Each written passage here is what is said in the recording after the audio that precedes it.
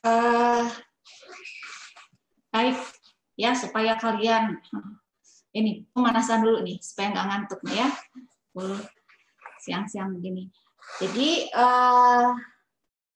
tadi saya harapkan kuis tadi itu sebagai saya bisa mendeteksi apakah kalian sudah baca dan apakah kalian sudah paham dengan materi yang akan kita bahas hari ini.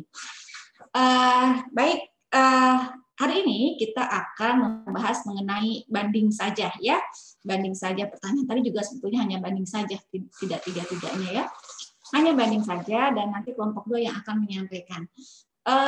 Mungkin saya perlu mengingatkan sebelum dilanjut dulu karena ini sudah 2 kelompok, saya takutnya saya mau klarifikasi dulu apakah saya sudah menyampaikan bahwa yang presentasi harus menyampaikan bahan presentasinya itu paling lambat 7:30, berarti kan perkuliahan kan mulai 7:30 ya. Pernah nggak saya menyampaikan seperti itu? Sarah, mau tanya nih Sarah, saya pernah menyampaikan seperti itu nggak? Untuk waktu tepatnya waktu itu kayaknya belum Bu, cuman pagi hari di hari kita ada perkuliahan. Oke, Pagi baik. State jam. Pagi harinya sebelum perkuliahan dimulai. Maksudnya kalian kan kalau mulai kuliah setiap hari kan 7:30 nih, ya.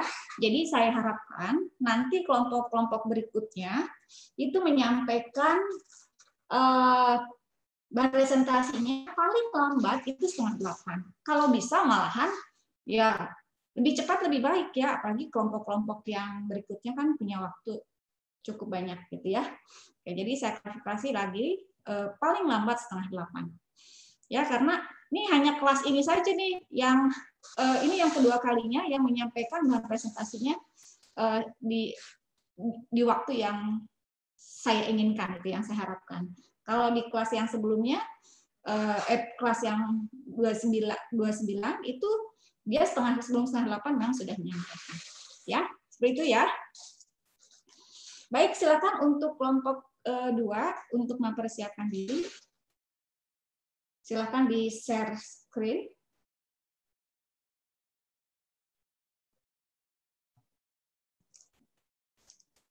Izin share screen ya, Bu. Ya, silakan. Sudah bisa? Pandu.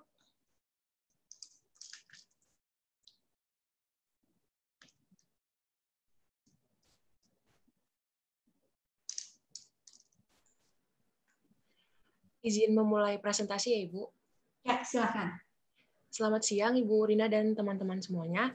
Semoga masih pada semangat. Jangan ngantuk dulu ya, guys. Soalnya kelompok 2 mau presentasikan hasil diskusi selama seminggu, yaitu tentang banding. Sebelum masuk ke materi yang akan kami sampaikan, izinkan saya mewakili teman-teman kelompok untuk memperkenalkan diri. Yang pertama ada Alifa Zahra, absen 2. Lalu ada saya, Anggita Masmur, absen 9. Kemudian Hirya, absen 16. Dan Pandu, absen 23. Selanjutnya, ini adalah poin-poin garis besar yang akan kami sampaikan. Ada pengertian banding, objek banding, syarat pengajuan banding, putusan, dan nantinya ada banding dalam UU Pengadilan Pajak secara singkat. Ya, sebentar. Sarah, minta tolong dibantu spotlight teman-teman yang presentasi semuanya ya. Kan Sarah co-host. Ya. Silakan dilanjut. Oke, Bu. Perlu dibacain ulang nggak, Sarah, nama-nama anggotanya? Boleh gitu dibantu. Ini gampang. Nomor absen 2 ditambah 7. Oke, Bu. Ya. Lanjut. Baik, lanjut aja Pandu kalau gitu.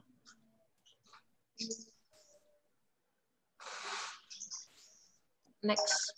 Oke, dasar hukum untuk kami mengumpulkan materi PPT ini, kami menggunakan data-data yang ada di Undang-Undang Nomor 14 Tahun 2002, itu tentang pengadilan pajak. Lalu juga ada Surat Edaran Ketua Pengadilan Pajak, nomor suratnya SE 08 PP 2017. Kita langsung masuk aja ke poin yang pertama, akan dijelaskan oleh Pandu. Silahkan, Pandu. Baik, selamat pagi Bu Rina dan teman-teman. Izin memulai. Yang pertama, kita ke pengertian banding terlebih dahulu. dalam Undang-Undang Nomor 14 Tahun 2002 tentang Pengadilan Pajak, banding adalah upaya hukum yang dapat dilakukan oleh wajib pajak atau penanggung pajak terhadap suatu keputusan yang dapat diajukan banding berdasarkan peraturan perundang-undangan yang berlaku. Nah, keputusan di sini itu adalah suatu penetapan tertulis di bidang perpajakan yang dikeluarkan oleh pejabat yang berwenang berdasarkan peraturan perundang-undangan dalam rangka pelaksanaan Undang-Undang Penagihan Pajak dengan surat paksa. Nah, yang dimaksud dengan keputusan di sini adalah produk hukum sebelumnya, yaitu surat keputusan keberatan. Yang mana surat keputusan keberatan itu diajukan atas surat ketetapan pajak yang diajukan keberatan.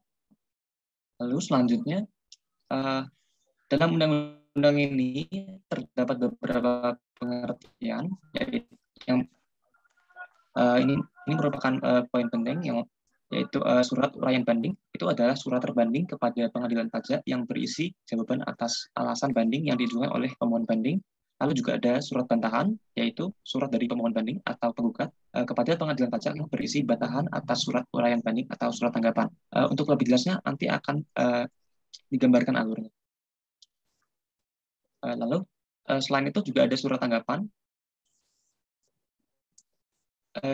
yang mana merupakan surat dari tergugat kepada pengadilan pajak yang berisi jawaban atas gugatan yang diajukan oleh penggugat. Lalu untuk tanggal dikirim itu adalah di undang-undang ini yang dimaksud dengan tanggal dikirim adalah tanggal stempel pos pengiriman, tanggal faksimil, dan dalam hal disampaikan secara langsung adalah tanggal pada saat surat keputusan atau putusan disampaikan secara langsung. Begitu juga dengan tanggal diterima. Lalu selanjutnya akan dilanjutkan oleh rekan saya. Selanjutnya ada objek banding. Nah, objek banding ini wajib pajak dapat mengajukan permohonan banding hanya kepada Badan Peradilan Pajak atau Pengadilan Pajak atas surat keputusan keberatan sebagaimana yang dimaksud dalam pasal 26 ayat 1. Nah, di dalam pasal 26 ayat 1 itu maksudnya keberatan yang sudah diputuskan oleh Direktur Jenderal Pajak. Jadi udah final gitu istilahnya. Nah, tadi wajib pajak hanya bisa mengajukan kepada pengadilan pajak dan pengadilan pajak juga hanya bisa memeriksa dan memutus sengketa atas keputusan keberatan kecuali ditentukan lain oleh peraturan perundang-undangan yang berlaku. Nah, sengketa pajak ini kan muncul atas ketidaksamaan persepsi antara wajib pajak dengan fiskusnya. Nah, itu yang menjadi objek pemeriksaan itu nanti dikemukakan pemohon banding yang yaitu wajib pajak dalam permohonan keberatan yang seharusnya diperhitungkan dan diputuskan dalam keputusan keberatan. Tapi karena si wajib pajaknya nggak puas, jadi wajib pajak bisa mengajukan banding setelahnya. Nah, surat keputusan keberatan itu kalau diingat lagi ke belakang, itu bisa diajukan atas objek atas keberatan itu ada 5, SKPKB,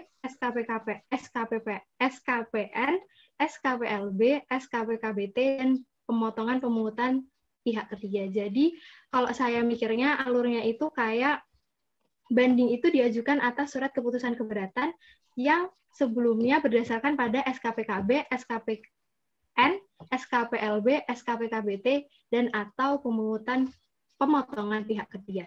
Lanjut dulu. Nah, kemudian pengadilan pajak juga bisa memeriksa dan atau memutus permohonan banding atas keputusan atau ketetapan yang diterbitkan oleh pejabat yang berwenang sepanjang peraturan perundang-undangan yang terkait yang mengatur demikian. Next.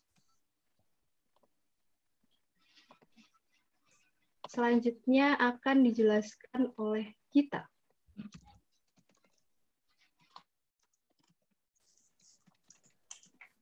Masuk ke syarat pengajuan banding. Next-nya Pandu. Ini ada di dalam UU nomor 14 tahun 2002 tadi ya, tentang pengadilan pajak. Yang pertama itu syaratnya, pastinya surat banding itu kalau diajukan harus dalam bahasa Indonesia dan diserahkan ke pengadilan pajak. Lalu jangka waktu pengajuan surat banding itu 3 bulan sejak keputusan diterima. Nah, jangka waktu ini sifatnya nggak mengikat kalau misalnya tidak dapat terpenuhi karena ada keadaan yang terjadi di luar kuasa pemohon banding ya guys. Terus kemudian satu keputusan hanya boleh mengajukan satu surat banding. Kemudian surat banding itu diajukan harus disertai dengan alasan yang jelas. Lalu harus mencantumkan tanggal diterimanya keputusan yang akan dibanding. Terus pada surat banding juga harus dilampirkan salinan keputusan yang akan dibanding. Terus syarat yang terakhir itu, kalau misalnya yang mau dibanding adalah terkait jumlah dari pajak terutangnya, maka sebelumnya harus dibayar dulu sebesar 50% dari pajak terutang itu, baru boleh mengajukan surat banding. Next. Nah, ini pihak yang mengajukan banding. Siapa-siapa aja sih yang boleh mengajukan banding? Yang dapat mengajukan banding itu pastinya wajib pajak, lalu boleh juga ahli waris si wajib pajak tersebut, atau seorang pengurus, ataupun kuasa hukumnya. Nah, jadi kalau misalnya selama proses banding, si pemohon banding ini amit-amit meninggal dunia gitu kan, nah proses banding ini masih tetap dapat dilanjutkan oleh ahli warisnya tadi, atau bisa juga oleh kuasa hukum dari ahli warisnya, atau bisa juga oleh pengampunya kalau misalnya pemohon banding tadi itu mengalami pilot. Nah, terus gimana kalau misalnya selama proses banding, si pemohon banding ini melakukan penggabungan, peleburan, pemekaran usaha atau likuidasi segala macam. Nah, maka permohonan banding itu dapat dilanjutkan lagi, tapi oleh pihak yang menerima pertanggungjawaban karena kegiatan tadi, yang penggabungan, peleburan, dan pemekaran usaha tadi. Next. Nah, banding itu hanya dapat dicabut dari daftar sengketa itu dengan satu itu penetapan ketua dalam hal surat pernyataan pencabutan diajukan sebelum sidang dilaksanakan. Lalu yang kedua, berdasarkan putusan majelis atau hakim tunggal. Ini melalui pemeriksaan jika surat pernyataan pencabutan diajukan dalam sidang atas persetujuan banding. Nah, banding yang udah dicabut tadi, yang dicabut atas penetapan atau putusan, ini nggak boleh diajukan kembali. Selanjutnya akan dijelaskan oleh rekan saya.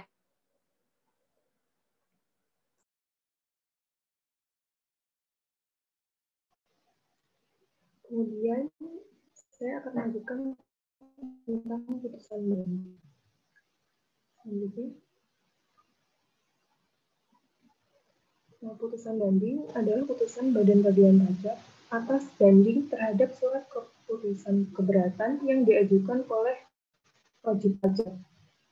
Putusan ini meliputi yang pertama menolak, kemudian mengabulkan sebagian atau seluruhnya, kemudian menambah pajak yang harus dibayar tidak dapat diterima, membetulkan kesalahan tulis dan atau hitung, dan atau membatalkan. Nah, keputusan ini diambil dengan berdasarkan hasil penilaian pembuktian, peraturan perundang-undangan, dan keyakinan hakim. Nah, putusan ini merupakan putusan akhir, demikian tidak dapat diajukan gugatan atau banding lagi. Tapi, pihak yang bersengketa dapat mengajukan peninjauan kembali atas putusan pengadilan pajak ini kepada Mahkamah Agung. Selanjutnya. Nah, putusan pengadilan pajak ini harus diucapkan dalam sidang terbuka untuk umum dan harus memuat yang pertama, kepala putusan berbunyi demi keadilan berdasarkan ketuhanan yang Maha Esa. Yang kedua, memuat nama, tempat tinggal, atau tempat kediaman, dan atau identitas lainnya dari pemohon banding atau penggugatnya. Yang ketiga, ada nama jabatan dan alamat terbanding. Kemudian hari, tanggal diterimanya banding, kemudian ringkasan banding, dan ringkasan surat uraian banding atau surat tanggapan, atau surat bantahan yang jelas. Kemudian ada pertimbangan dan penilaian setiap bukti yang diajukan dan hal yang terjadi dalam persidangan selama sengketa itu diperiksa.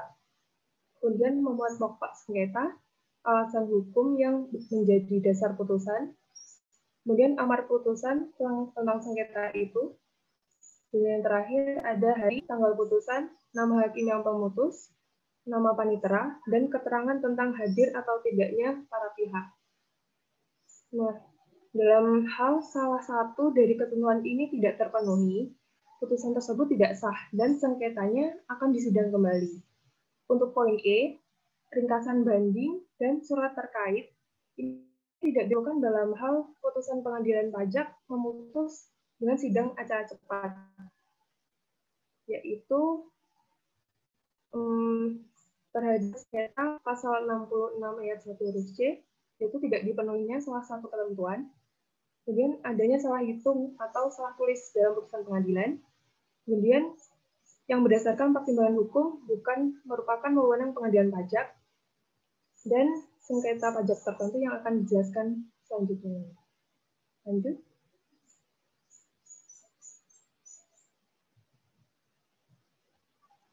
Kemudian pelaksanaan putusan banding.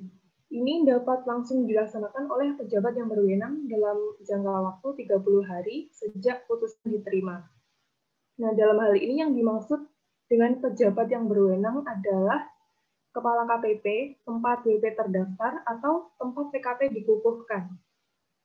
Nah, jadi saat putusan itu diterima harus dipastikan dulu KPP-nya sesuai dengan putusan yang dimaksud atau belum.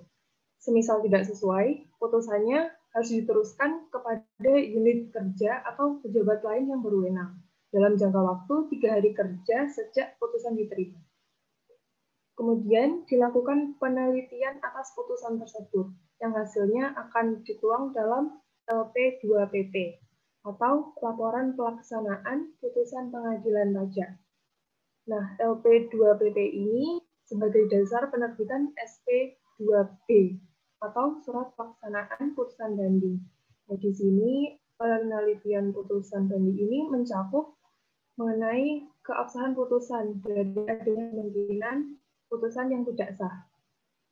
Kemudian kebenaran putusan dari adanya kesalahan tulis atau kesalahan hitung. Kemudian keberadaan masih ada atau tidaknya objek sengketa. Ketersediaan data dan atau informasi sebagai masukan untuk pengajuan peninjauan kembali. Semisal berdasarkan penelitian ini disimpulkan bahwa putusan tersebut tidak sah. Pelaksanaan putusan ini akan ditunda dan pejabat mengirimkan surat pemberitahuan bahwa putusan tidak sah dan alasannya kepada pengadilan pajak dengan tembusan kepada wajib pajak dalam jangka waktu 30 hari terhitung sejak tanggal diterimanya putusan. Nah, semisal ada kesalahan tulis atau hitung, pejabat yang berwenang mengirimkan surat permohonan pembatulan putusan ke pengadilan pajak dalam 30 hari sejak putusan itu diterima. Kemudian, semisal objek sengketanya sudah tidak ada, pejabatnya mengirimkan surat pemberitahuan bahwa hak dan kewajiban yang berkaitan dengan sengketa tersebut sudah dilaksanakan dan alasannya kepada WP dalam 30 hari. Nah, putusan banding dan putusan gugatan yang di dalamnya ada kesalahan tulis atau salah hitung, pelaksanaannya harus ditunda sampai diterima putusan yang sudah dibetulkan dan tidak terdapat unsur kesalahan tulis. Dan yang terakhir, berdasarkan hasil penelitian terdapat data atau informasi yang dapat dimanfaatkan untuk pengajuan peninjauan kembali ke Mahkamah Agung. Pejabat yang berwenang mengirimkan surat masukan data atau informasi kepada Direktorat Keberatan dan Banding dalam jangka waktu 45 hari terhitung sejak tanggal diterimanya putusan. Nah, KPP juga dapat memanfaatkan data atau informasi dalam putusan banding untuk kepentingan pelaksanaan hak dan pemenuhan kewajiban yang lain, dan tentunya harus ditindaklanjuti sesuai prosedur yang berlaku. Kemudian, Surat Pelaksanaan Putusan Banding atau SP2B diterbitkan sebagai dasar untuk melaksanakan putusan banding dari pengadilan pajak, agar putusan tersebut dapat dicatat dalam sistem administrasi perpajakan. Di sini pelaksanaannya dibagi menjadi dua, berdasarkan amar putusan membatalkan dan selain membatalkan. Kalau amar putusannya membatalkan, SK keberatan berarti jumlah pajaknya berdasarkan putusan banding. Kalau amar putusannya membatalkan SK keberatan dan membatalkan surat ketetapan pajak yang disengketakan tanpa memutuskan materi jumlah pajak yang seharusnya, maka jumlah pajaknya adalah menurut SPT wajib pajak. Nah, semisal jumlah pajaknya itu menyebabkan kelebihan pembayaran pajak, maka harus diterbitkan SKP KPP atau surat keterangan pengembalian kelebihan pembayaran pajak. Nah, Kepala Kanwil DJP juga bisa menerbitkan surat keputusan pengurangan ketetapan pajak secara jabatan berdasarkan usulan KPP. Jadi harus berdasarkan usulan Kepala KPP. Selanjutnya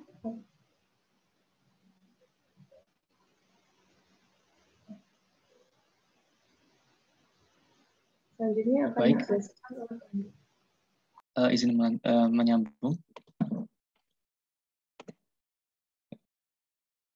Selanjutnya terkait dengan pengertian dari pengadilan pajak itu sendiri. Nah, pengadilan pajak itu sendiri adalah badan peradilan yang melaksanakan kekuasaan kehakiman bagi WP atau penanggung pajak yang mencari keadilan terhadap sengketa pajak. Susunan dari pengadilan pajak itu terdiri atas pimpinan, hakim anggota, sekretaris, dan panitera. Lalu untuk hakim sendiri itu terdiri dari seorang ketua dan paling banyak 5 orang wakil ketua. Hakim diangkat oleh presiden dari daftar nama calon yang diusulkan oleh menteri, dalam hal ini Menteri Keuangan, setelah mendapatkan persetujuan Ketua Mahkamah Agung. Kalau untuk dapat menjadi ketua dan wakil ketua itu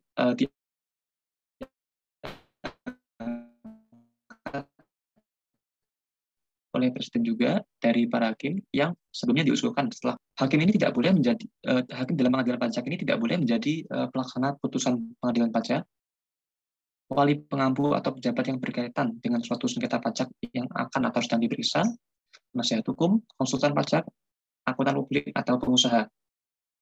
Nah, lalu dalam Undang-Undang Pengadilan Pajak dalam pasal 51 itu juga diatur terkait pengunduran diri hakim, yaitu jika dalam suatu persidangan hakim ketua, hakim anggota atau panitera itu terikat hubungan keluarga saudara atau semenda sampai derajat ketiga atau hubungan suami istri meskipun telah bercerai dengan salah seorang anggota hakim atau panitera dari majelis yang sama. Lalu hakim ketua, hakim anggota panitera dan wakil panitera juga wajib mengundurkan diri dari suatu persidangan apabila berkepentingan langsung atau tidak langsung atas suatu sengketa yang ditanganinya. Selanjutnya, sekretaris memimpin sekretariat yang punya tugas pelayanan di bidang administrasi umum, dibantu oleh wakil sekretaris. Nah, berbeda dengan hakim tadi, sekretaris, wakil sekretaris, dan sekretaris pengganti ini adalah pegawai negeri sipil dalam lingkungan Departemen Keuangan. Nah, sekretaris, wakil sekretaris ini dapat merangkap tugas-tugas kepaniteraan juga. Selanjutnya, panitera dalam melaksanakan tugasnya, panitera pengadilan pajak dibantu oleh seorang wakil panitera dan beberapa orang panitera pengganti. Nah, kecuali ditentukan oleh atau berdasarkan undang-undang, panitera ini tidak boleh merangkap sebagai pelaksana putusan dan hal-hal yang sama seperti hakim tadi. Nah, baik, lalu selanjutnya akan dijelaskan oleh rekan saya. Selanjutnya ada persiapan persidangan. Di sini pengadilan pajak akan meminta surat uraian banding kepada terbanding dalam jangka waktunya 14 hari sejak tanggal diterimanya surat banding. Nah, kalau misalnya pemohon banding mengirimkan surat-surat susulan atau dokumen susulan ke pengadilan pajak, maka jangka waktu yang 14 hari tadi dihitung sejak tanggal diterima surat atau dokumen susulan tersebut. Jadi nggak berdasarkan tanggal diterima surat banding lagi, tapi surat susulannya. Kemudian, pemohon banding juga dapat memberitahukan ketua untuk hadir dalam persidangan, nanti gunanya untuk memberi keterangan secara lisan. Next.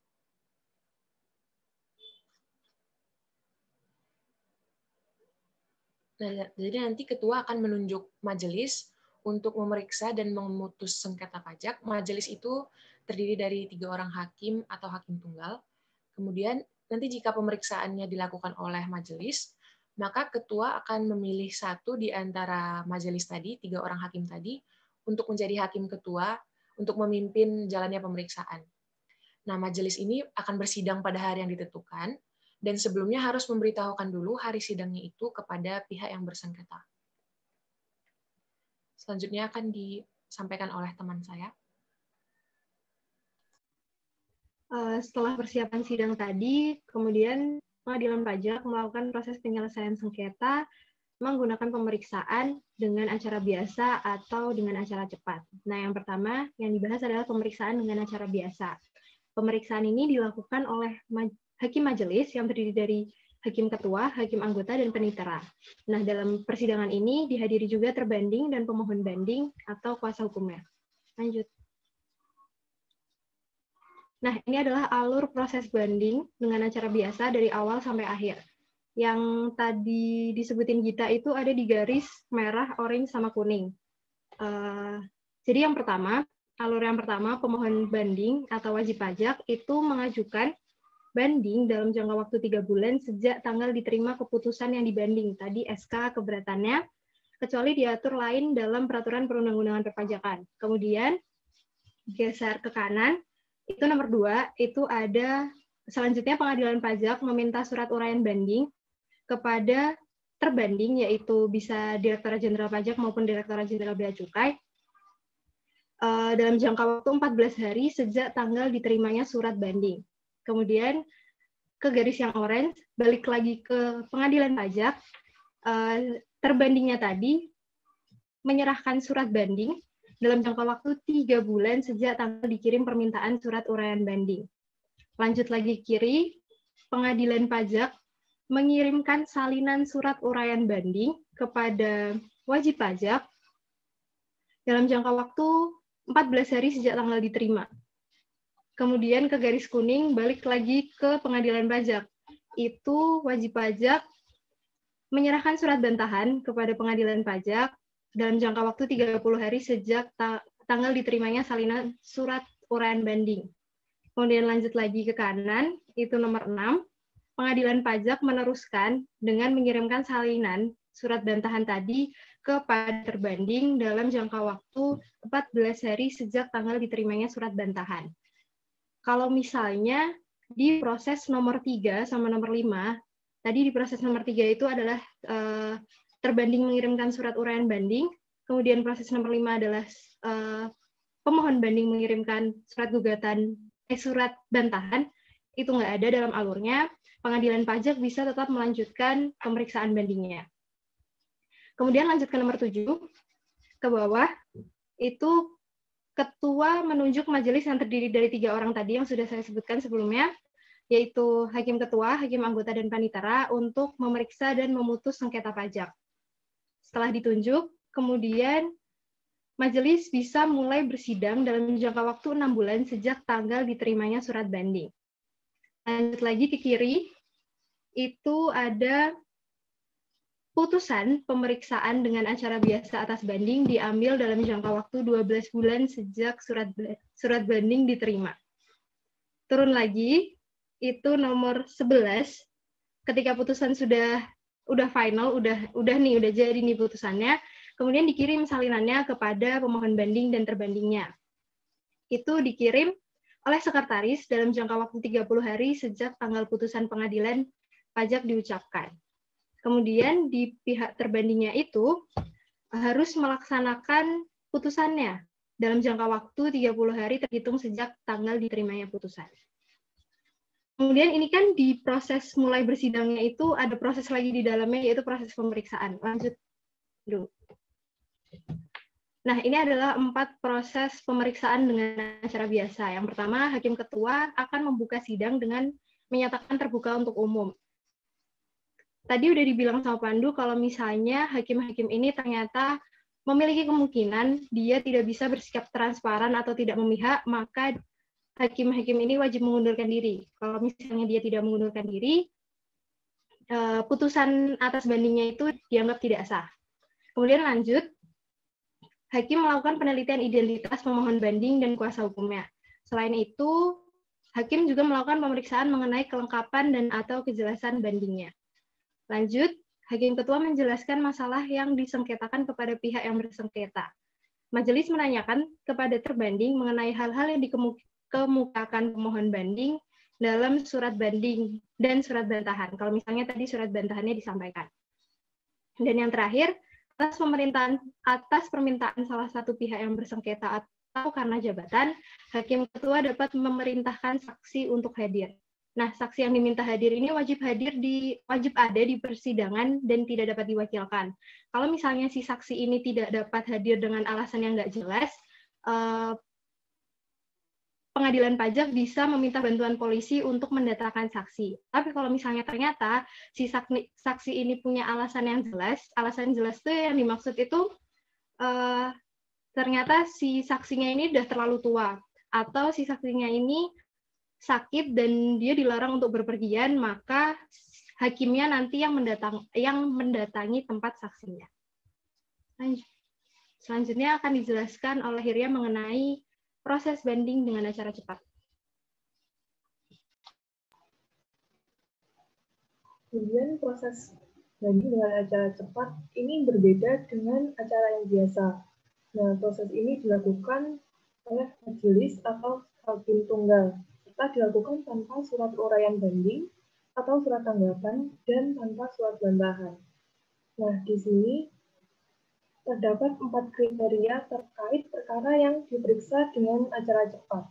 Nah, ini diatur dalam pasal 65 sampai 68 Undang-Undang Pengadilan Pajak. Kriteria yang pertama adalah sengketa pajak tertentu, yang meliputi pengajuan banding atau gugatan yang tidak memenuhi ketentuan, yaitu yang diajukan tidak secara tertulis dalam bahasa Indonesia kepada pengadilan pajak dalam jangka waktu yang telah ditentukan. Kemudian ada gugatan yang tidak dapat diputus dalam jangka waktu yang ditetapkan, yaitu 6 bulan sejak gugatan diterima. Yang ketiga, tidak dipenuhinya salah satu ketentuan muatan putusan pengadilan pajak. Hal ini termasuk juga kesalahan tulis atau kesalahan hitung dalam putusan banding. Kemudian ada sengketa yang berdasarkan pertimbangan hukum bukan merupakan wewenang pengadilan pajak. Nah, contohnya adalah gugatan pihak ketiga terhadap pelaksanaan sita berdasarkan pengakuan hak milik barang yang disita. Kali ini pembahasan kami terkait kriteria yang pertama, sengketa pajak tertentu, yaitu mengenai pengajuan banding. Selanjutnya, nah, berikut proses banding dengan acara cepat. Proses ini dimulai dengan permohonan dengan surat banding yang diajukan dalam bahasa Indonesia kepada pengadilan pajak dalam jangka waktu 3 bulan sejak diterimanya keputusan yang diajukan banding. Dilanjutkan dengan pemeriksaan oleh majelis atau hakim tunggal. Kemudian semua ketentuan mengenai pemeriksaan dengan acara biasa juga berlaku di pemeriksaan acara cepat, yang meliputi pembukaan sidang, pengunduran diri hakim, dan penggantian hakim, anggota, dan panitera, ketentuan terkait saksi, kerahasiaan, dan ahli alih bahasa. Proses ini dilanjutkan dengan sidang acara biasa, dalam hal syarat formalnya terpenuhi. Jika sebaliknya, atau syarat formalnya tidak terpenuhi, putusan pemeriksaan dengan acara cepat dinyatakan tidak dapat diterima. Dan dalam jangka waktu 30 hari sejak batas waktu dilampaui atau sejak banding diterima. Kemudian salinan putusan atau penetapan pengadilan pajak ini dikirim kepada pemohon banding dan terbanding oleh sekretaris pengadilan pajak dalam jangka waktu 30 hari sejak tanggal putusan pengadilan pajak diucapkan. Nah, kemudian putusan pengadilan ini harus dilaksanakan oleh pejabat yang berwenang dalam waktu 30 hari terhitung sejak tanggal diterimanya putusan. Selanjutnya, yang berikut ini adalah timeline yang kami buat untuk memudahkan pemahaman terkait jangka waktunya. Jadi sejak surat banding ini dapat diajukan 3 bulan sejak SK keberatan ini diterima. Kemudian terbanding memiliki hak itu 14 hari untuk Pengadilan pajak meminta kepada terbanding terkait surat uraian banding atau surat tanggapan. Kemudian 1 bulan kemudian dikirim permintaan surat tanggapan, dan 3 bulan sejak dikirim permintaan surat tanggapan itu mengirimkan surat uraian banding.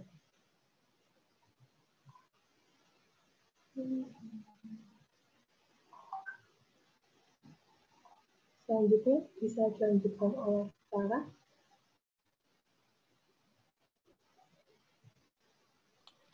Nah, selanjutnya ini ada FAQ, Frequently Asked Question, dari webnya Pengadilan Pajak Kementerian Keuangan. Itu ada linknya. Ini isinya penjelasan-penjelasan yang singkat dan mudah dipahami sih. Lanjut aja. Jadi ini yang kita masukin di belakang sini tuh yang belum dimasukin di awal-awal. Jadi untuk tambahan-tambahan. Yang pertama, bagaimanakah tata cara dan administrasi banding? Nah, surat banding ini dibuat menggunakan kertas ukuran F4 dengan menggunakan jenis huruf Bookman Old Style dan besar huruf sebesar 11.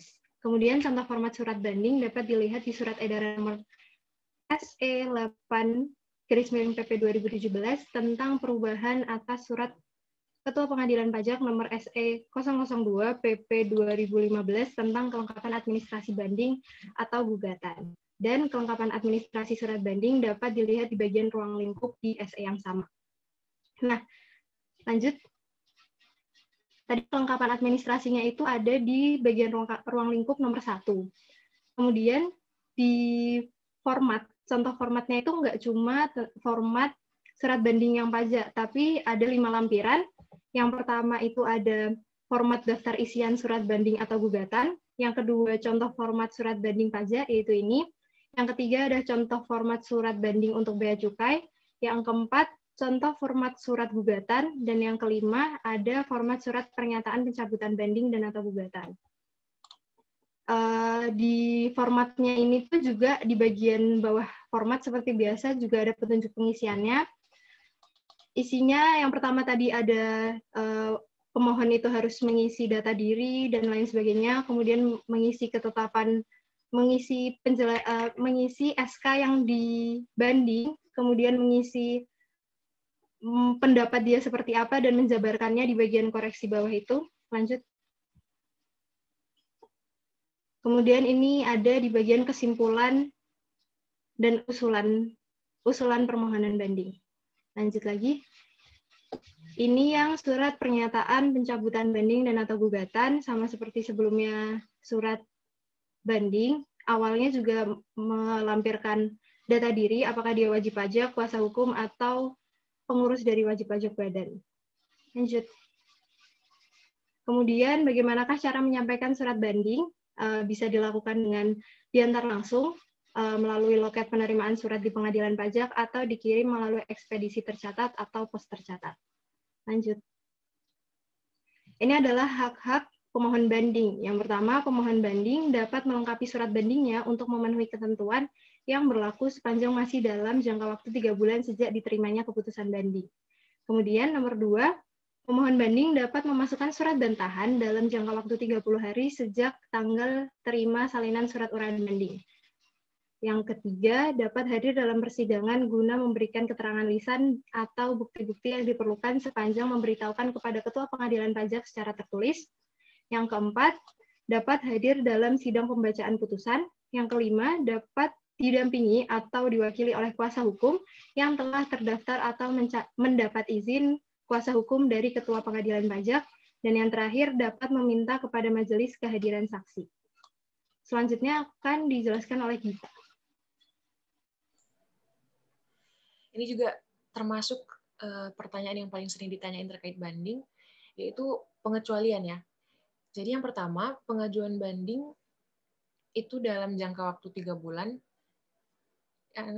tidak mengikat apabila dalam jangka waktu yang dimaksud tidak dapat dipenuhi karena keadaan di luar kekuasaan pemohon banding. Lalu yang kedua, pemohon banding tidak harus melampirkan bukti pembayaran 50% pajak yang terutang sepanjang banding itu diajukan atas SKPN sama SKPLB. pertanyaan yang terakhir,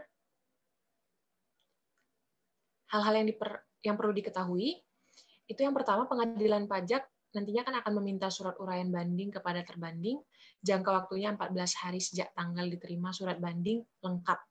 Lalu, dalam hal pemohon banding melengkapi surat atau dokumen susulan, jangka waktu yang 14 hari tadi dihitung sejak diterimanya surat atau dokumen susulan. Kemudian, terbanding menyerahkan surat uraian banding kepada pengadilan, jangka waktunya 3 bulan sejak tanggal dikirim permintaan surat uraian banding. Lalu salinan surat uraian banding oleh pengadilan pajak nanti dikirimkan kepada pemohon banding dalam jangka waktu 14 hari sejak tanggal diterima.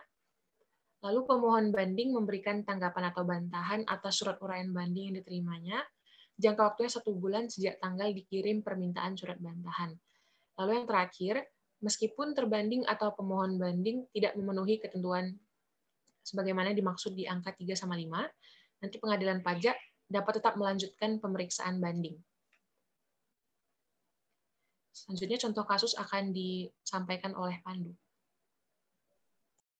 Baik, izin melanjutkan. Sebelumnya, saya akan stop share terlebih dahulu untuk berganti ke file PDF.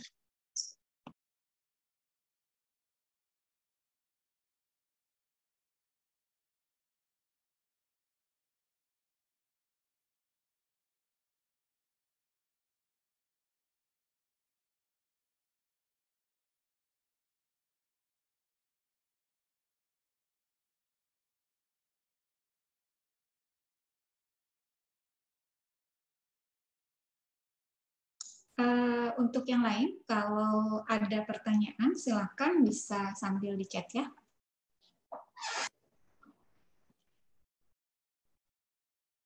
Oke, baik. Untuk contoh kasus, kami ambil dari risalah putusan banding, yang mana tahun pajak yang dibandingkan tahun pajak yang diajukan keberatan adalah tahun 2008. Namun putusannya baru diputuskan tahun 2019 ini. Pokok sengketanya adalah sengketa penyelesaian kasus sengketa penyesuaian fiskal positif sebesar 293 juta. Nah, di sini dapat kita ketahui bahwa ada keterangan-keterangan yang diberikan oleh terbanding dan juga pemohon. Nah, poin-poin yang disampaikan adalah sebagai berikut. Nah, pertama kita lihat dari pemohon banding terlebih dahulu. Nah, di sini pemohon banding menyatakan bahwa koreksi atas biaya pabrik sebesar 241 juta yang dinyatakan dalam surat keputusan sebelumnya, yakni surat keberatan, tidak dapat pemohon terima karena biaya tersebut menurut pemohon banding benar-benar pemohon banding keluarkan untuk biaya operasional. Lalu selanjutnya ada juga biaya keamanan sebesar 135 juta yang mana menurut pemohon itu merupakan angka yang benar karena benar-benar dikeluarkan. Lalu selanjutnya, kalau tadi menurut pemohon, ini menurut terbanding. Nah, kalau menurut terbanding menanggapi surat banding ini adalah terbanding tidak dapat meyakini kebenaran bukti yang disampaikan dan tidak dapat mempertimbangkan bukti yang disampaikan sesuai dengan ini. Lalu begitu juga dengan biaya keamanan. Lalu disertakan pula alasan-alasan dan pertimbangan dari terbanding dan juga pemohon banding. Seperti ini, pemohon banding sangat terbatas dalam memberikan data dan dokumen pendukung, walaupun data pemohon banding telah diterbitkan. Maka dari itu, dapat menjadi bahan pertimbangan bagi terbanding. Lalu, selain menurut pemohon dan menurut terbanding, di bawah itu ada menurut majelis. Jadi, majelis hakim memutuskan berdasarkan data dan fakta yang diberikan oleh pemohon banding dalam persidangan dan juga yang diberikan oleh terbanding. Nah, atas biaya pabrik ini, majelis berpendapat bahwa pemohon banding itu dapat membuktikan bahwa biaya tersebut benar-benar dikeluarkan, sehingga koreksi yang sebesar 87 juta yang diajukan oleh terbanding alias viskus tidak dapat dipertahankan. Begitu juga dengan maksudnya untuk biaya keamanan berdasarkan data dan fakta, majelis berpendapat biaya keamanan bukan termasuk biaya 3M. Ya, mungkin perlu ini ya untuk putusan. Maaf Bu, bagaimana? Ya, singkat saja. Ini nggak perlu dibahas. Oh ya, baik. Lalu ini ada pertimbangan-pertimbangan lainnya seperti jenis dokumen yang yang ditujukan pada saat pemeriksaan, dan ada juga yang tidak ditunjukkan saat pemeriksaan namun ditunjukkan pada saat permohonan keberatan, dan ini akan menjadi pertimbangan bagi hakim. Selanjutnya di bagian bawah itu terdapat ringkasan dari koreksi terbanding dan yang dipertahankan majelis beserta yang tidak dapat dipertahankan majelis. Lalu di bawah terdapat menimbang ini apa yang di pemohon banding dan terbanding. Lalu ada amar putusannya, ya dalam surat banding ini mengabulkan sebagian banding pemohon banding terhadap putusan dirjen ini, sehingga diputus penghasilan itu sekian, PKP sekian. Ya, Pandu mungkin cukup saja Pandu untuk ini ya. Baik Bu, iya. Baik, terima kasih. Akan saya kembalikan ke Anggita. Oke, baik Bu. Sebelumnya saya mau nanya, ini kelompok kami udah mempersiapkan mini quiz pakai Kahoot. Boleh diadakan nggak ya Bu? Kira-kira lama tidak? Cuma 5 soal Bu. Oke, silakan. Boleh ya? Rara tolong share screen ya.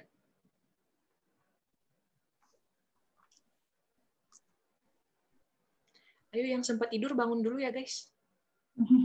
Siapa tuh yang sempat tidur? Siapa tahu Bu.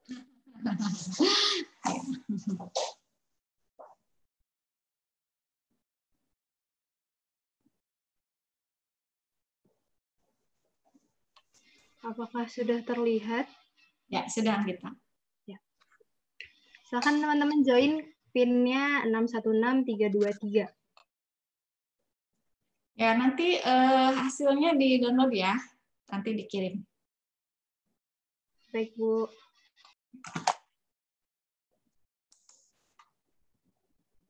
Pertanyaannya ada yang sama nggak dengan yang tadi? Sepertinya nggak ada, Bu. Ulangi.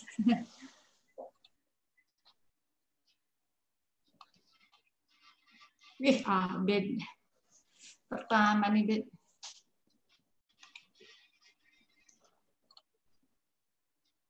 Kok lintung? Emang namanya lintung ya, bukan lintang? Lintang, Bu. Oh, kenapa jadi lintung? Salah untuk Bu.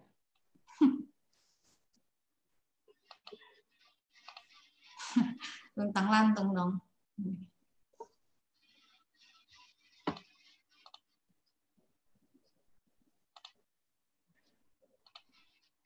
Rizal masih itu ya? Ini Rizal kenapa Rizal suka susah itunya koneksinya? Padahal di kota Malang ya. Yang salah apanya nih, kota Malangnya gitu, koneksi internet jelek?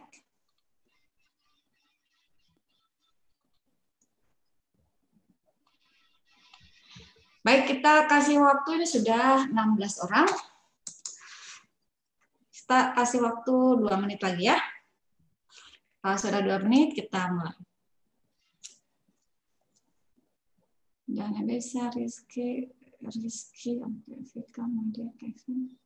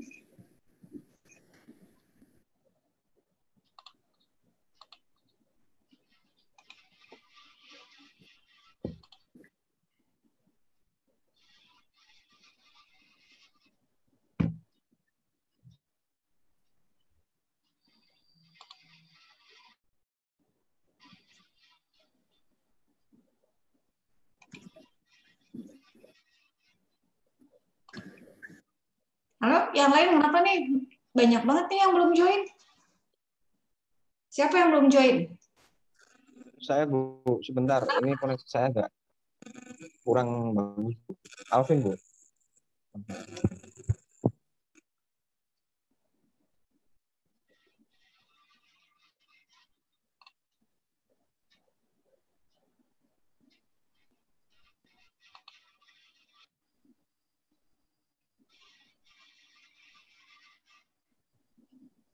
Oke, ada lagi yang mau ditunggu?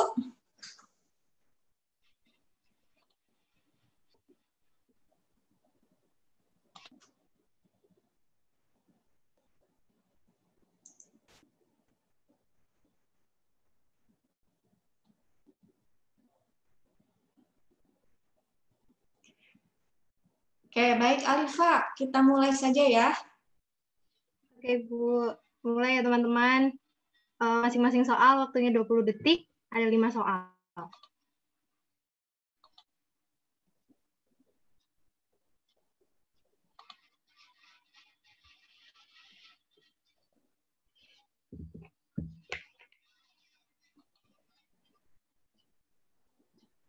Gimana nih Bentar, Ahmad? Bu, kok ini. Mati lampu. Start. Di pinggir kanan. Sudah. Barusan nge-lag, Bu, laptopnya. Maaf. Oke, baik. Sambil menunggu, nah ini sudah ada pertanyaan nih. Ada pertanyaan.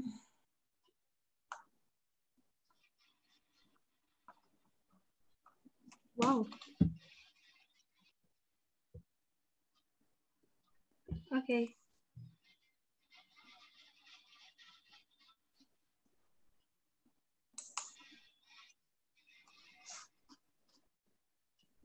Yang pertama, yang bukan merupakan syarat pengajuan banding. Udah muncul belum ya, teman-teman? Udah. Oke.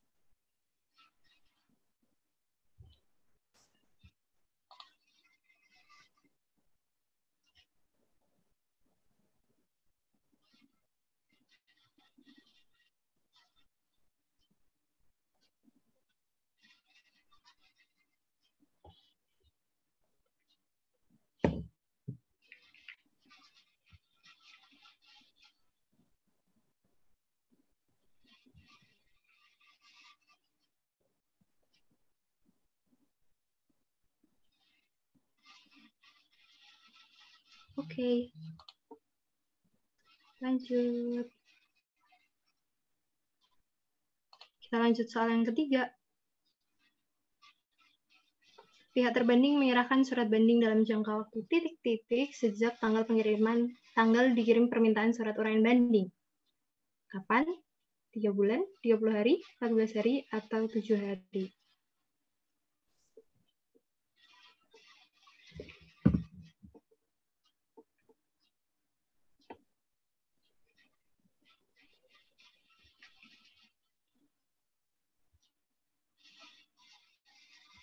Yes. 3 bulan. Lanjut soal ke-4.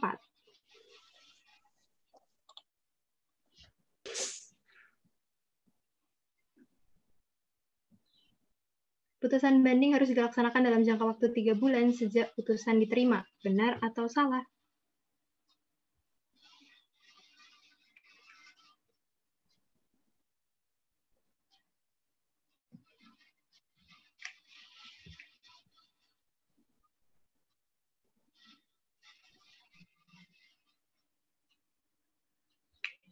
Yes. Mantap. terakhir,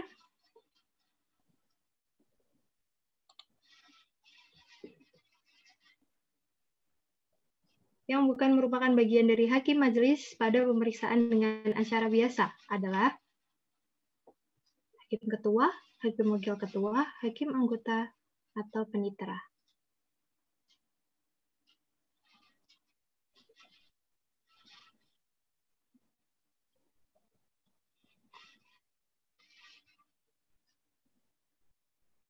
Yay, waktunya habis. Kita lihat finalnya. Top 3. Nomor 3 ada Erlinda. Ada Abed. Dan nomor 1 Kak Kevin. Oke. Baik, terima kasih kelompok 2. Minta tolong dong Alifa ditayangkan pertanyaannya. Oh, sebentar. Ya. Saya share dulu ya, Bu. Di-download dulu ya, itunya. Ya, Bu. Ya. Setelah itu di-share dulu pertanyaannya. Kita lihat nih. Ada komentar nih, gimana? Siapa nih? Dan gimana tadi kuisnya? Kahutnya kelompok 2. Gimana, Dan?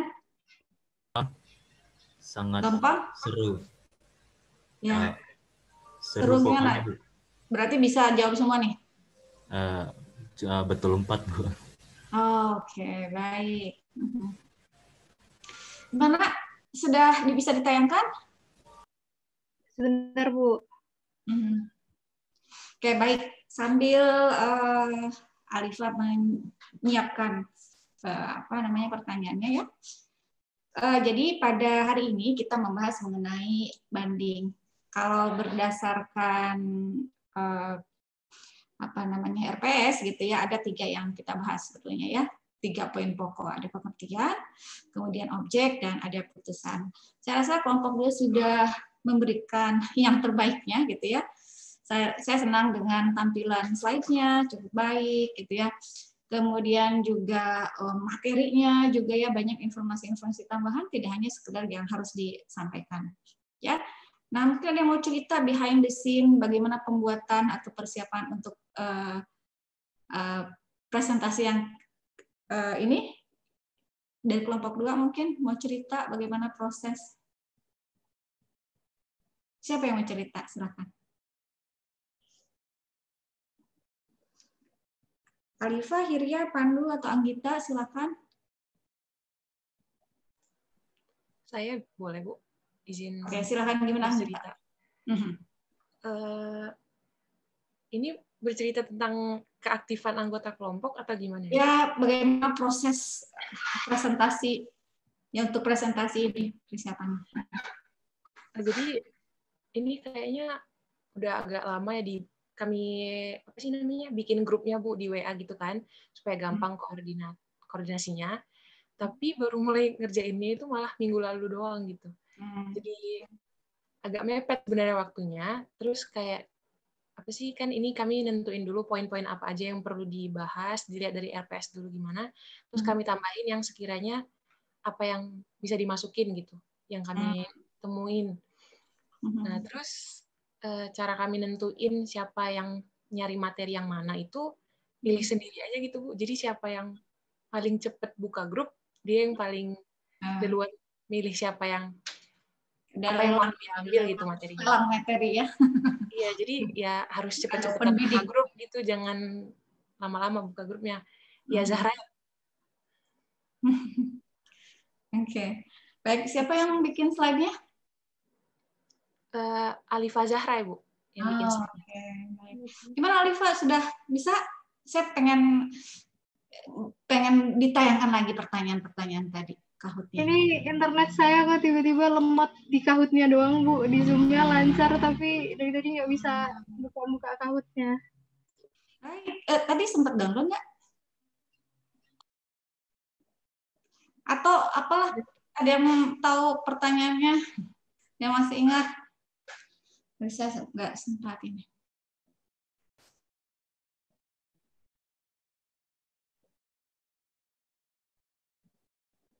Oke, baik. Nanti kalau sudah bisa, Alifa kasih tahu saya, Alifa ya. Sementara itu mungkin silakan dijawab pertanyaan, dicoba dijawab pertanyaan-pertanyaannya. Ini pertanyaan mulai dari siapa nih? Dari Amelia ya, pertanyaan yang pertama ya. Apa bedanya putusan banding ditolak dengan tidak dapat diterima? Silakan dari kelompok 2 dulu. Ada yang mau jawab? Saya, Bu. Mohon izin menjawab. Silakan Hirya. Gimana Hirya? Jadi kalau amar putusan ditolak itu artinya hakim memutuskan untuk menolak permohonan si pembandingnya itu. Jadi karena sudah ditolak, permohonannya juga sudah merupakan putusan akhir. Jadi tidak bisa diajukan banding lagi atau digugat. Ya. Dan sedangkan kalau itu tidak dapat diterima, itu mungkin karena ada beberapa alasan. Mungkin karena sengketa pajaknya itu yang diajukan tidak memenuhi ketentuan, atau atau bukan merupakan wewenang si pengadilan pajak, jadi bisa diajukan kembali. Jadi intinya kalau ditolak itu sudah tidak bisa diajukan gugat lagi, sedangkan kalau tidak dapat diterima itu bisa diajukan lagi. Ya, oke, betul ya yang disampaikan Hirya. Tapi singkatnya gitu ya, kalau yang tidak dapat diterima itu kalau tidak memenuhi ketentuan formal, gitu ya. Kalau tidak memenuhi ketentuan formal itu putusannya TDD, tidak dapat dipertimbangkan. Tetapi kalau ditolak, gitu ya, kalau ditolak itu sudah dia persyaratan formalnya sudah terpenuhi, kemudian ke materinya. Nah, kemudian ketika materinya diproses ternyata, gitu ya, permohonannya itu ditolak, gitu ya. Jadi permohonannya tidak ada yang dikabulkan, ditolak semuanya. Jadi itu perbedaannya ya. Kalau TDD itu masih dalam persyaratan formal saja dia tidak terpenuhi. Tapi kalau ditolak itu persyaratan formal sudah terpenuhi, sudah sampai ke materi dan berdasarkan penelitian permohonannya tidak ada yang bisa diterima, gitu ya. Oke, tadi yang jadi masih dalam ranah formal tadi ya, ketentuan formalnya atau bukan merupakan kewenangan. Jadi masih dalam tahap persyaratan formal. Itu baik. Kemudian berikutnya, Mang Zaki sama Rizal, Zaki orang Malang juga, Zaki. Iya, Bu. Kebetulan rumahnya juga satu daerah. Deketan nggak? Tapi kayaknya Zaki lancar. Deket, Bu. Ya lumayan, Bu. 1 kilo. Udah Rizal, kalau deket, tiap kuliah barengan sama Zaki ya. Main ke rumah Zaki. Ini dari Kevin. Sanksi denda 100% diberikan untuk amar putusan banding menolak atau mengabulkan sebagian. Lalu bagaimana dengan amar menambah jumlah pajak yang harus dibayar? Bagaimana perhitungan dendanya? Oke. Baik, Kevin gimana Kevin? Ini pertanyaannya Kevin gimana?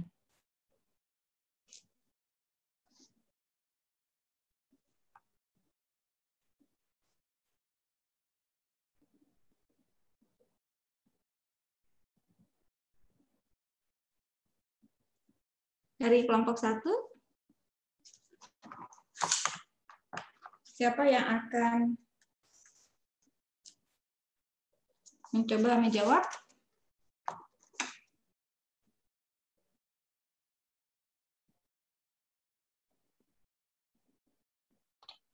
Ibu, mohon maaf, ini soalnya udah bisa dibuka. Oke, baik. Silakan. Bisa? Share screen.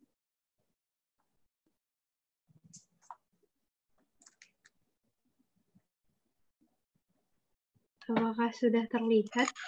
Sudah. Tolong dibacain dong. Ini pertanyaan pertama ya. Oke. Pihak terbanding. Oke, saya bisa menjawab. Pihak terbanding menyerahkan surat banding dalam jangka waktu sejak tanggal dikirim permintaan surat uraian banding. Oke.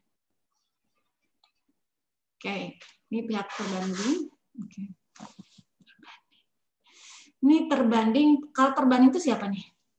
Terbanding itu Direktorat Jenderal Pajak atau Bea Cukainya. Menyerahkan surat banding. Maksudnya apa? Surat uraian banding kali ya harusnya ya. Iya, Bu. Ya, salah ya, karena kalau surat banding, permohonan banding itu pemohon banding yang menyerahkan ya. Uraiannya ini apa namanya? Tapi teman-temannya bisa jawab ya. Oke, baik, next ya. Itu harusnya surat uraian banding. Kemudian yang kedua,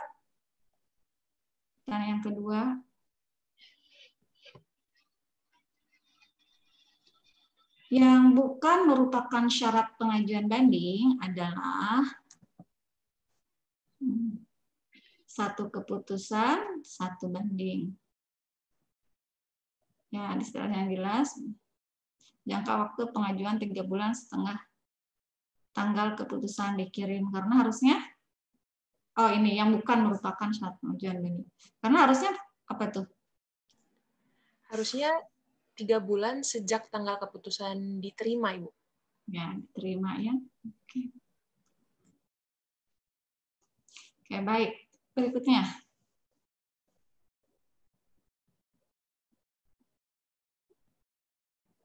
Yang bukan merupakan bagian dari hakim majelis. Maksudnya apa nih?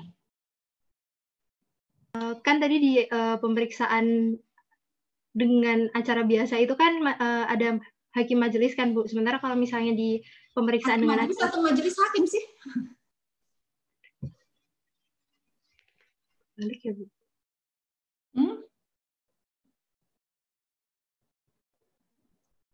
Sepertinya majelis hakim, Bu, kebalik-balik. Iya. Jadi dalam suatu majelis ya, maksudnya bukan majelis hakim, dalam majelis sidang itu terdiri karena panitera itu bukan hakim. Ya. Jadi dalam suatu majelis itu terdiri dari gitu ya, hakim ketua, hakim anggota dan panitera. Seperti itu ya. Oke, lanjut. Yang keempat. Pemohon banding mengirim surat susulan ke PP Pengadilan Pajak, maka jangka waktu 14 hari dihitung sejak apa nih yang dimaksud surat susulan tuh? Pemohon banding berarti siapa nih? Wajib pajaknya, Bu, yang susulan apa? Ini surat ya, susulan. Kalau misalnya si wajib pajaknya udah ngirim surat banding, Bu, terus misalnya dia ada mau ngirim lagi surat susulan atau dokumen susulan yang terkait surat banding tadi. Kan boleh tuh, Bu. Terus kirim susulan ke pengadilan. Nah, jangka waktu 14 hari itu dihitung 14 hari untuk apa? Untuk diproses. Diproses gimana maksudnya 14 hari? Jadi kalau misalnya 14 hari diproses apa maksudnya? Jadi kan misalnya surat permohonan banding sudah tuh dikasih ke itu ya Pengadilan Pajak, terus ada susulan. Terus maksudnya setelah itu, setelah ada permohonan banding diterima atau susulan diterima, itu apa yang dilakukan oleh Pengadilan Pajak itu?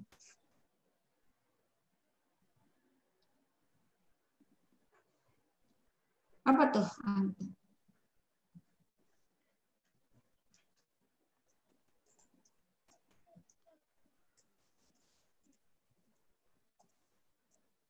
Gimana tuh? Emang 14 hari ngapain? Jadi setelah ada permohonan banding, suratnya diterima, apa tuh? 14 hari kemudian ngapain?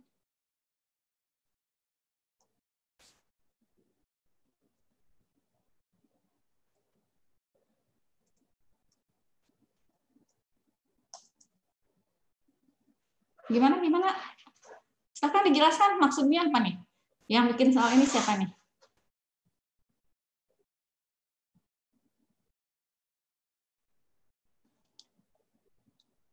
Ayo, tolong diklarifikasi. Yang itu aja yang punya ide bikin soal ini, tolong jelaskan ke saya.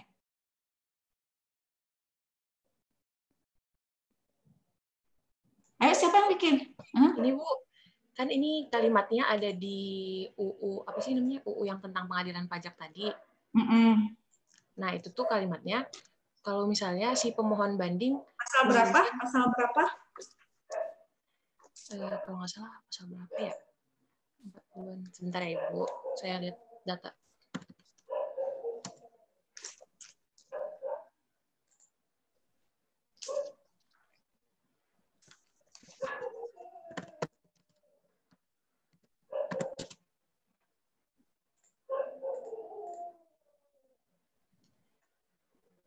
Pasal 44 nomor 2, Bu.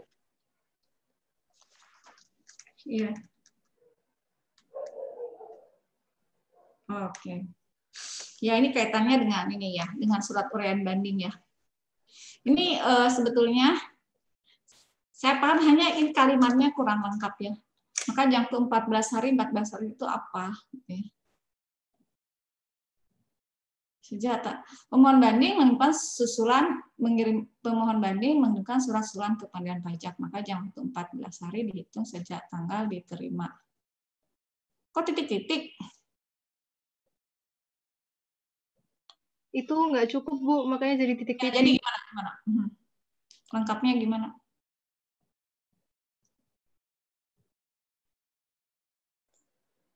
Iya, lengkapnya pemohon banding mengirimkan surat susulan ke PP, maka jangka waktu 14 hari dihitung sejak tanggal diterima. Udah sampai diterima doang, Bu. Cuman iya. lengkap ininya. Lebar itu. Sebetulnya kalimatnya ini kurang jelas ya. Maksudnya pada 14 hari. Jadi kalau sudah permohonan banding diterima gitu ya, itu pengadilan pajak harus membuat surat permintaan surat uraian banding gitu ya. Maksudnya ya ke terbanding ke DJP. Maksudnya itu kan proses itu ya.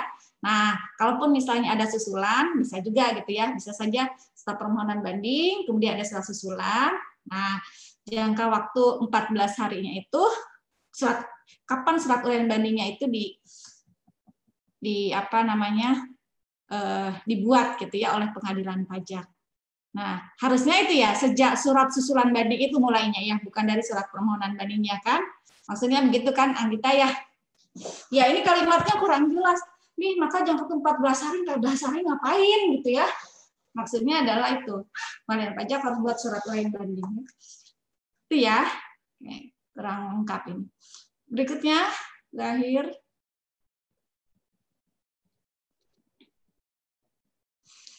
Putusan banding harus dilaksanakan dalam jangka waktu 3 bulan sejak putusan diterima. Oke, ini salah atau betul? Oke, baik ya. Jadi itu sedikit klarifikasi atau tambahan informasi dari saya mengenai pertanyaan tadi. Ini 2 JP ya waktunya. Nanti kelompok yang presentasi seperti yang kemarin, ya, tolong jawab ya pertanyaan-pertanyaannya, coba dijawab gitu ya. Karena ini waktunya sudah sebentar lagi. Mungkin saya ingin menjelaskan mengenai tadi pertanyaan yang di kuis saya mungkin ada. Kalau saya lihat ini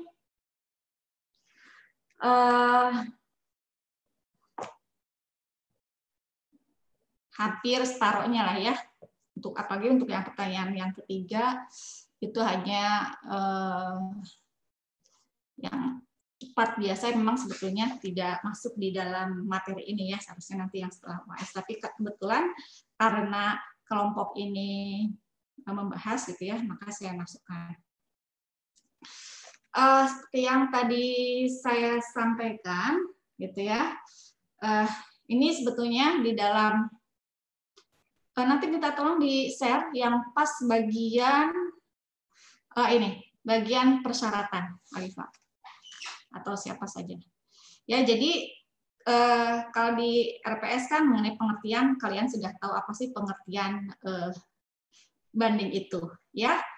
Itu upaya hukum yang dapat dilakukan oleh wajib pajak terhadap keputusan yang bisa diajukan banding.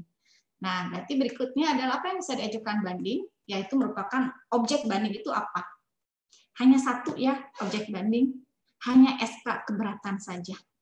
Yang lain nggak bisa, gitu ya. Jadi keputusan yang masih diajukan banding itu hanya satu, yaitu ini gimana nih? Saya di kantor nih, dia nggak familiar.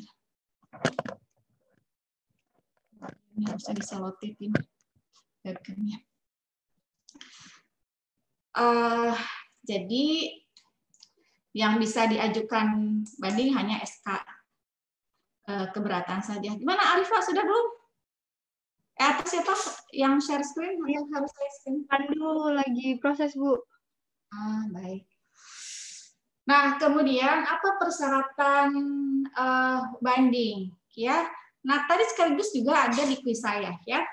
Jadi kalau kita lihat persyaratan banding itu beberapa hampir sama dengan persyaratan pada saat keberatan. Ya, coba Nadia, yang hampir sama dengan pengajuan keberatan apa?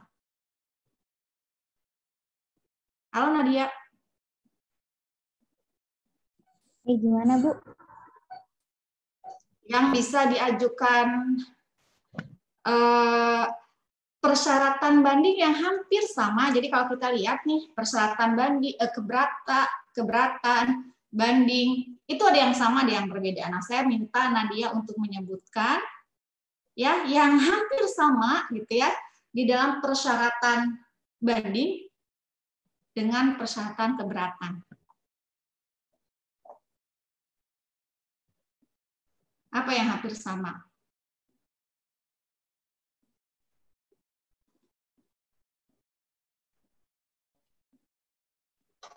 Sebentar, Bu. Oke. Gimana Alifa? Bisa? Nggak usah deh nanti.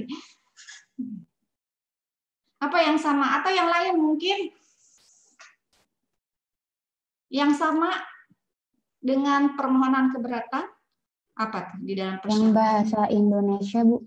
Ditulis pakai bahasa Indonesia. Itu kan secara tertulis dengan bahasa Indonesia. Kemudian apa lagi? Terus yang dia berdasarkan SKPKB, SKPN, SKPKBT gitu, Bu. Kan bandingnya itu dia berdasarkan surat keberatan. Nah, surat keberatannya itu berdasarkan surat SKPKB, SKPN, SKPKBT gitu, Bu. Yang sama enggak sama. Kalau keberatan kan yang diajukan SKP itu. Kalau dibanding bukan SKP-nya yang diajukan banding, tapi SK surat keputusan atas itu tidak sama itu, ya objeknya tidak sama. Ya, nah kalau kita lihat nih diajukan dengan surat ya, jadi secara tertulis dan bahasa Indonesia sama lah ya. Hanya kalau banding ke pengadilan pajak, kalau keberatan ke KPP ya, di mana dia terdaftar. Kemudian yang kedua jangka waktu pengajuan. Nah ini yang berbeda ya, yang berbeda. 3 bulannya hampir sama sih ya sebetulnya. Jadi ada jangka waktu pengajuan 3 bulan sejak tanggal keputusan, maksudnya di sini ada SK keberatan diterima. Nah, gimana cara ngitungnya gitu ya? Kalau misalnya lewat pos, kapan? Jadi kalau misalnya kemarin sudah dibahas juga ya pada waktu keberatan. Jadi patokannya adalah jadi kalau misalnya lewat Capos gitu ya, misalnya ada SK keberatan sekarang tanggal 29 ya. Kemudian dikirim lewat posnya tanggal 30 ya. Nah, baru diterima nanti tanggal 3. Jadi yang dimaksud dengan 3 bulannya diterima sejak kapan nih? Jadi kalau ada SK keberatan tanggal 29, dikirimnya tanggal 30, diterima WP tanggal 2, maka kita ngitung 3 bulannya adalah sejak tanggal pos itu Capos ya, tanggal 30. Oke. Kemudian C, surat keputusan satu SK keberatan, 1 surat permohonan banding. Ini hampir sama ya dengan keberatan. Diajukan dengan disertai alasan yang jelas juga ini hampir sama dengan dari keberatan. Nah, ini mencantumkan tanggal diterimanya keputusan yang dibanding. Ya, berbeda tuh. Nah, jadi karena ini kan ada untuk memastikan 3 bulannya, maka di sini harus mencantumkan tanggal diterimanya keputusan yang dibanding. Nah, jadi penting nih yang namanya kalau misalnya pos, ya bukti pengiriman pos SK keberatan itu harus diadministrasikan dengan baik, ya jangan sampai hilang. Kemudian pada surat banding dilampirkan salinan putusan yang dibanding. Jadi kalau mengajukan banding maka SK keberatannya itu harus dilampirkan. Nah ini nih yang pertanyaan yang tadi ada di kuis saya. Banding hanya dapat diajukan jika jumlah yang terutang dimaksud telah dibayar sebesar 50%. Siapa yang masih ingat tadi pertanyaan di kuis saya? Pertanyaan di kuis saya itu kalau misalnya WP sudah mengajukan keberatan, gitu. Kalau misalnya ada SK keberatan nih, ya. Nah, berarti kalau dia mengajukan banding, persyaratan ini sudah pasti terpenuhi atau tidak, gitu ya.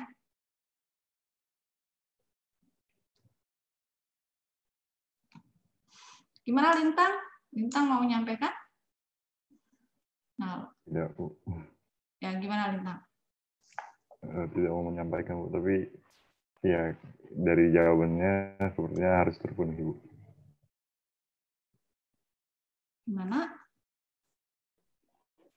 Untuk menyampaikan banding, sepertinya dari jawaban tadi persyaratan-persyaratannya tersebut harus terpenuhi terlebih dahulu, persyaratan keberatan.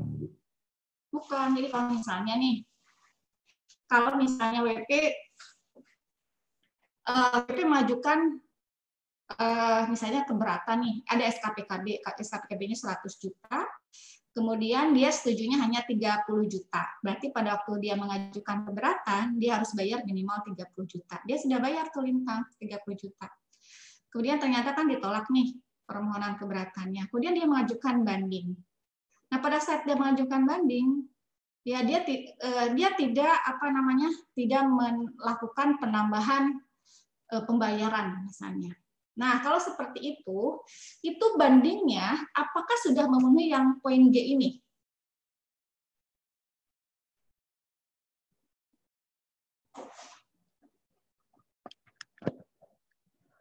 Gimana Lintang?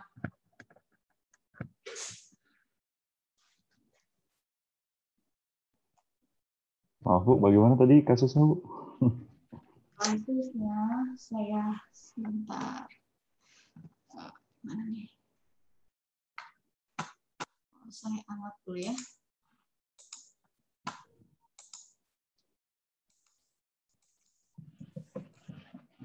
Ada SKPKB nih.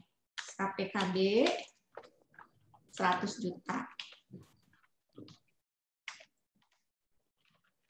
Kemudian dia setuju 30 juta. Berarti kalau dia mengajukan keberatan, berapa yang harus dibayar? Minimal? Yang disetujui. Ya, jadi dia bayar hanya 30 juta nih, melangsi 30 juta. Nah, kemudian ternyata keberatannya ditolak, kemudian dia mengajukan banding. Kalau dia mau mengajukan banding, mana nih?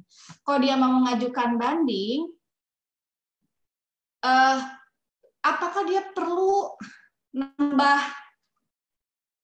pelunasan atau dengan bayar yang 30 juta pada saat pengajuan keberatan itu sudah cukup?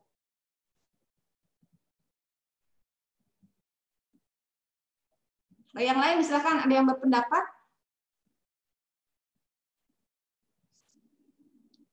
Jadi kalau dia mau mengajukan banding gitu ya, sudah cukup dengan melunasi 30 juta pada saat pengajuan keberatan, atau dia harus nambah lagi.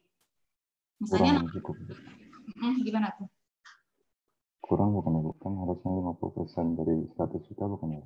Nah, itu. Itu kalau jawaban seperti itu berarti kalian belum paham mengenai apa yang dimaksud dengan ini, utang pajak. Kayaknya saya sudah pernah jelaskan ya. Yang dimaksud dengan utang pajak ya, itu adalah atas jumlah yang disetujui saja. Jadi kalau ada SKPKB 100 juta, setuju 30 juta, maka yang merupakan utang pajak adalah yang 30 juta. Yang 70 juta belum merupakan utang pajak kalau BP mengajukan keberatan atau banding. Nah, ini di hakim juga sudah sepakat gitu ya, bahwa kalau seperti itu Kalau SKPKB 100 juta, setuju 30 juta, jadi utang pajaknya itu hanya 30 juta. Nah, kalau kita meminjam kata 50%, jadi harusnya cuma 15 juta saja sih, gitu ya. Gitu. Ya. Jadi, sebetulnya bahkan kalau banding mengharuskan 50 juta, malah kalau di keberatan dia sudah melunasi semua utang pajak. Nah, gitu cara memahaminya. Karena ini beda gitu ya. Kalau dulu, nah ini kalau di undang-undang KUP yang sebelumnya, ya ini kan undang-undang pengadaan pajak nggak diubah-ubah nih. Kalau di undang-undang yang undang-undang sebelumnya, itu yang dimaksud dengan utang pajak itu ya jumlah seluruh SKPKB ini gitu ya 100 juta. Dan ketika WP majukan keberatan itu nggak harus melunasi gitu ya. Tapi yang jelas bahwa penagihan itu tidak keberatan itu tidak menunda penagihan. Nah, jadi kalau dulu mau mengajukan keberatan, misalnya ada SKP 100 juta, kalau dia belum bayar nggak apa-apa gitu ya. Tapi kalau dia akan mengajukan banding, dia harus bayar 50 juta. Itu dulu. Nah, kalau yang sekarang yang dimaksud dengan utang pajak itu yaitu hanya yang disetujui saja. Itu ya Lintang ya? Ya, Bu. Ya, baik. Mudah-mudahan yang lain juga bisa memahami apa yang saya sampaikan. Nah, ini waktunya sudah habis, ya.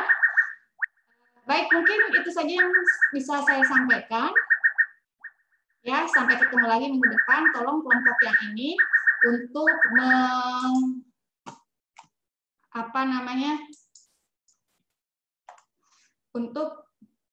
nanti seperti yang kelompok sebelumnya, download chatnya, pertanyaan-pertanyaan tolong dijawab ya. Baik, mungkin sedikit saja yang pertanyaan yang kemarin dikemukakan oleh kelompok 1 mengenai yang lain sudah cukup baik ya kalian jawabnya. Mungkin saya sedikit menambahkan saja pada perbedaan tim peneliti dengan peneliti keberatan dengan penelah keberatan. Jadi kalau peneliti keberatan itu biasanya istilah untuk digunakan untuk tim, ya. Kalau penelah keberatan itu ada individunya, ya. Nah, kemudian ini ada pertanyaan mengenai membahas ini pertanyaan yang apa ya tadi saya lihat. Pertanyaan yang pertama nih. Jadi pembahasan keberatan itu, jadi sebelum SPUH disampaikan kepada wajib pajak, gitu ya, itu dilihat ya ada kriteria-kriterianya. Ya kemarin kan sudah dibahas ya, yang kriteria-kriteria yang dilakukan pembahasan. Jadi kalau misalnya ini adalah transfer pricing, nah, ini kan kasus yang sulit gitu ya, atau keberatan itu besar, harus hati-hati nih memutus gitu ya. Nah jadi kalau memenuhi kriteria-kriteria itu, maka akan dilakukan pembahasan. Nah, nanti Kepala OPK-nya akan membuat tim pembahas. Nah, jadi supaya ini keputusannya harus hati-hati gitu ya, supaya keputusannya tepat. Jadi untuk kasus-kasus yang tertentu, yang pertimbangannya karena mungkin rumit, gitu ya, karena ini kasusnya besar, gitu. Itu yang dimaksud dengan itu tim pembahas keberatan ya. Baik, mungkin itu saja yang bisa saya sampaikan. Mohon maaf jika ada hal yang kurang. Sampai ketemu lagi minggu depan ya. Minggu depan berarti kuliah terakhir ya sebetulnya? Iya, Bu. Kuliah Sebelum terakhir? libur. Iya, Bu. Sebelum libur Lebaran. Pertemuan ke-7 itu kan bukan kuliah ya. Itu kan ada ceramah ya? Baru tahu kami, Bu. Iya, Belum. ternyata saya lihat di RPS-nya seperti itu. Oke. Ya, berarti harusnya kalau kita mau kuis harusnya ini. Oke, kalau gitu nanti mungkin kuis beneran. Nah, ini kan mini kuis gitu ya. Kayaknya ada kemungkinan kita nggak bisa karena. Oke. Baik, mungkin itu saja yang bisa saya sampaikan ya. Kayaknya untuk semester ini kita mini quiz saja. Nanti minggu setelah UTS mungkin kita ada quiz yang memang sebelum kita UAS kita ada quiz ya. Baik, selamat siang. Assalamualaikum warahmatullahi wabarakatuh. Waalaikumsalam warahmatullahi Waalaikumsalam. Terima kasih, Bu. Terima kasih, Bu. Terima kasih, Bu. Terima kasih kelompok teman-teman dua. kelompok Terima kasih, Bu. Terima kasih, teman-teman. Kelompok 2 keren.